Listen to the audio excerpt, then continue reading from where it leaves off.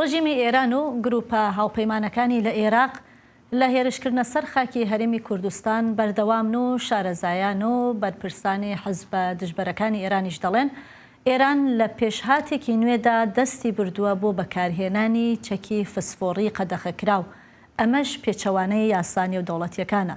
لەبارەی هێرشکردنە سەر هەولێر و دەوروبەری دەچینە لای هاوکارمان دیار جەماڵ لە هەولێرەوە. دیار ڕژیمی ئێران لە دوایین پێشهاتدا چی شوێنێکی بە ئامانج گرتووە و ئایا ئەو هێرشانەی کە کراون زیانیان گەیاندووە؟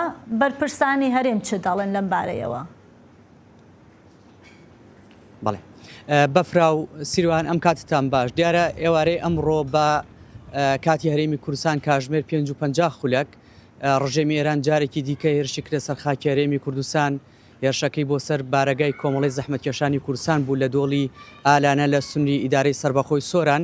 دیارە لە ئەنجامی ئەو هێرشە کە تەنها موشکێکی بەکارهێنا بوو کە موشکی جۆری خەیبەر بووە بە پێی وزانێرانی کە دراون بە دەنگی ئەمریکا. لە ئەنجامدا 6 پێشمەرگە بە سەختی بریندار بوون و دواتر سەرجەم بریندارەکان ڕەوانی نەخۆشخانە کراون و ئێستا دۆخی تەندروستی هەندێکیان ناجێگیرە. ئەمجد حوسێن پەناهی سەرکردە لە کۆمەڵی زەحمەتکێشانی کوردستان هەواڵەکەی پشتڕاست کردو وتی ئەمە یەکەمین جارەکە موشکی خەیبەر دژ بە ئێمە بەکاردەهێنرێ و دژ بە خاکی هەرێمی کوردستان بەکارهێنرێ و ئەمە پێشاتێکی نوێیە بەلای ئەوەوە و مەترسێکی گەورەیە بۆ سەر خاکی هەرێمی کوردستان. و لەلایەکی دیکەوە باستەوە بکەم کە شەوی ڕابردوو جارێکی دیکە ڕژێمی ئێران بە 5 موشکی بالیستی هێرشی کردە سەر پارتی ئازادی کوردستان لە ئەنجامدا 9 پێشمەرگە بە سەختی بریندار بوون. ئەدیب خالیدیان سەرکردە لە پارتی ئازادی کوردستان ئەویش دیسانە هەواڵەکەی بۆ دەنگی ئەمریکا پشتڕاست کردەوە وتی چەکی فسفۆری بەکار هاتووە و ناڕەزایەتی توندی دەربڕی لەوەی کە ئەمەش پێشاتێکی نوێیە بەرامبەر بە حزبە دژبەرەکانی ڕژێمی ئێران لە خاکی هەرێمی کوردستانەوە بەکار دەهێنرێت. واتە دۆخەکە بە شێوەیەکی گشتی گۆڕانکاریی زۆری بەخۆی بینیوە و مەترسێکی زۆر هەیە لە نەک تەنها لەسەر حزبە دژبەرەکانی ڕژێمی ئێران بەڵکو مەترسێکی زۆر هەیە بۆ سەر هاوڵاتیانی هەرێمی کوردستان چووکە ڕێژەی قوربانیەکان تا دێت ڕوو لە زیاد بوون دەکات. بەلێ دیار متخۆست پرسیارێکی لەوێ بکەم ژبلی پارتیên ڕۆژهەڵات مەترسیا وێ هەواڵاتی چ دەبێژن ینی هەم حکوومەتە هەرێما کوردستانی هەم وڵاتی دەربارەی ڤان مەترسیان چ دەبێژن یاریش بۆ وانژی مەترسی بە هەمان شێوەی؟